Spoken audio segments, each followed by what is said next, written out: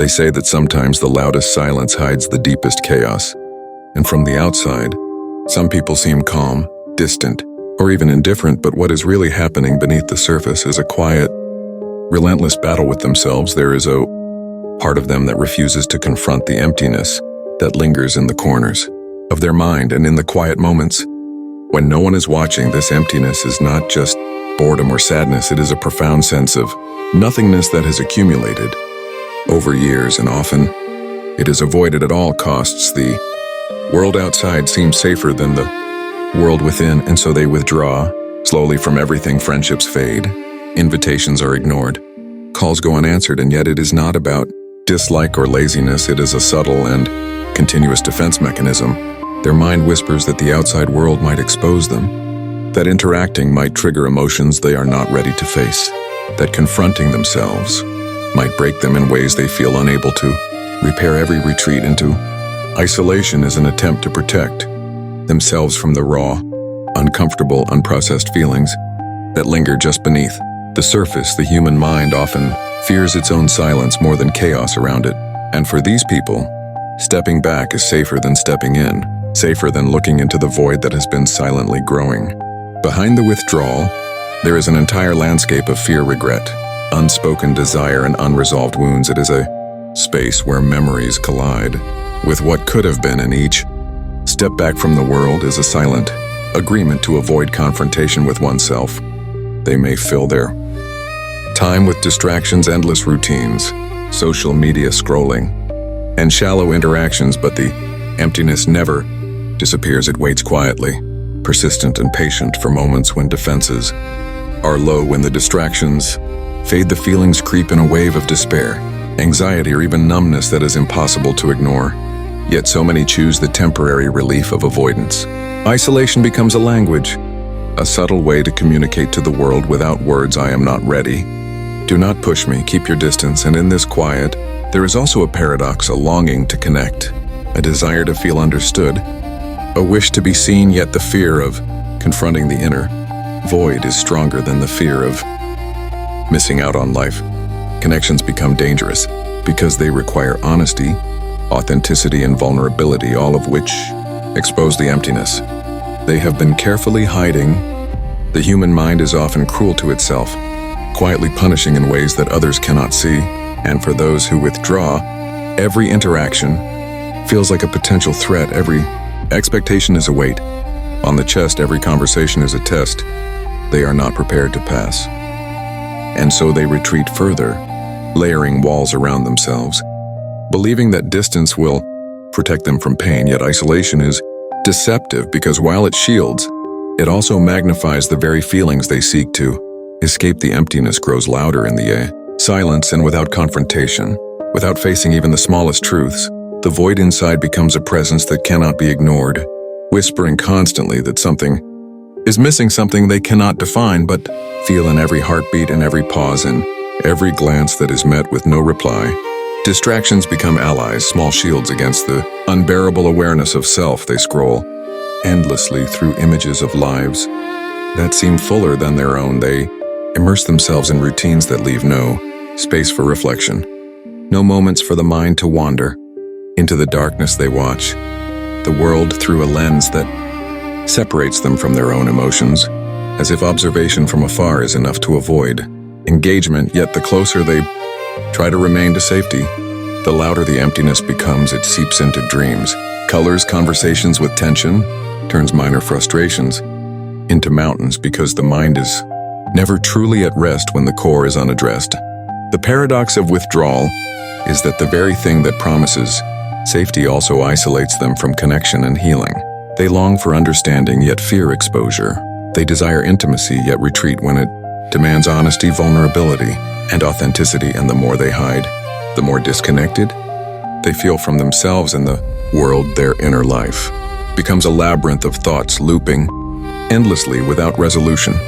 And every step back reinforces the illusion that avoidance is protective, that staying silent is safer than engagement. And yet the cost is enormous: lost experiences, broken relationships, opportunities never taken, dreams left unfinished, and a growing sense of futility that quietly erodes the soul.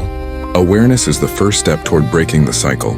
But it is not simple. It begins with noticing the patterns without judgment, noticing the way the mind retreats, how emotions are avoided, how even small interactions feel like mountains when faced directly, and this noticing is quiet, subtle, almost imperceptible, but it plants the seed for change because once awareness exists, choice becomes possible. They can start to see the moments when they opt for withdrawal, not because the world is threatening, but because the void inside feels too wide, too dark, too terrifying to confront, and simply recognizing this is a step toward reclaiming control, toward choosing presence over avoidance. Small actions matter more than one might think, even reaching out to a friend, answering a message, stepping into a conversation, or allowing oneself to feel discomfort for a moment can shift the internal narrative slowly. Gradually, the mind learns that engagement does not have to mean collapse, that feeling does not have to be dangerous, that connection is possible without annihilation, and in these small experiments, hope begins to creep in. The heart notices that the void is not infinite, that it has edges and boundaries that can be navigated, not avoided, and each choice to engage, to confront, to simply be present chips away at the power of the emptiness, replacing it with awareness, with agency, with courage. It is not about rushing the process. It is about allowing oneself to exist in moments of discomfort without running. It is about seeing that silence and solitude can be allies if they are met with awareness, not avoidance, that the inner void once feared can become a mirror reflecting truths that were hidden, desires that were suppressed, wounds that were neglected, and slowly, as choices accumulate, the walls begin to soften, the isolation loses its grip, and what once felt unbearable becomes navigable. Because each action, each reflection, each willingness to face even a fragment of the void teaches the mind that life does not have to be survived in silence. That connection is possible, that one can exist fully without annihilating oneself in the process. As the journey unfolds, one begins to understand that withdrawal was never a flaw but a signal, a message from the mind and heart that something inside required attention and care, that the void once feared was actually an invitation to meet oneself, to explore the depths of fear, longing, and unmet needs, and in accepting the existence of the emptiness rather than fighting it, a new relationship with oneself begins to emerge, one that does not rely on avoidance or escape but on curiosity, observation, and gentle exploration. The first step is always noticing. The second step is choosing presence. The third step is allowing feelings to exist without judgment, and with each choice, the mind learns that existence, even when uncomfortable, is not dangerous, and the void does not have to be a prison. It can be a doorway to understanding, healing, and authentic connection. Connection with others becomes possible when the internal world is acknowledged. The more one faces the void, the less power it has over choices, over emotions, over life itself. And this does not mean that fear disappears. It means that fear is no longer the compass, and that actions are guided by awareness and not by avoidance. Slowly, relationships deepen, creativity is reclaimed, ambitions once abandoned return, to view the world no longer as a threatening place but as a landscape of possibilities. In each interaction, each step toward engagement is no longer an act of courage alone, but an act of self-recognition and affirmation that life is to be lived fully, not in silence, but in the messy, beautiful reality of being human. The hidden side of withdrawal is not weakness. It is intelligence. It is the mind's way of signaling that there are parts of self that need care, that the void exists not to punish but to invite reflection and growth. And when these signals are met with awareness, compassion, and small, deliberate steps, the cycle of avoidance begins to dissolve, the walls soften, the silence no longer dominates, and life opens up in ways that were previously unimaginable. Every moment spent facing discomfort becomes a brick in the foundation of resilience, and each encounter, each conversation, each honest reflection is a step out of the shadows into a life where presence, authenticity, and emotional depth are possible. In the end, the story of those who withdraw is a story of courage, hidden in plain sight, a courage that is often misunderstood. Because it does not shout, it whispers, it unfolds in silence. It is a choice made daily to face oneself, to confront emptiness, and to reclaim life from the grip of avoidance. The hidden side is a call to see, to understand and to honor the intricate and delicate ways in which humans navigate fear, desire, and longing.